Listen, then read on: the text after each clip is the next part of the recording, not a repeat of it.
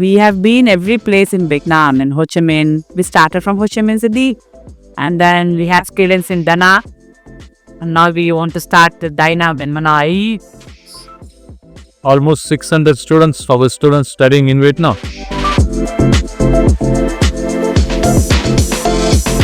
So that they don't go there. So in India, we still follow the cultural thing is always there. So we provide a girls and boys separate hostel, and we also provide Indian food 3 meals a day, breakfast, lunch and dinner. I would like to show some very briefly about some figure Dai Nam University colleague in our share a picture about university, and later that's how Mr. Chairman said that we will go to visit campus tour.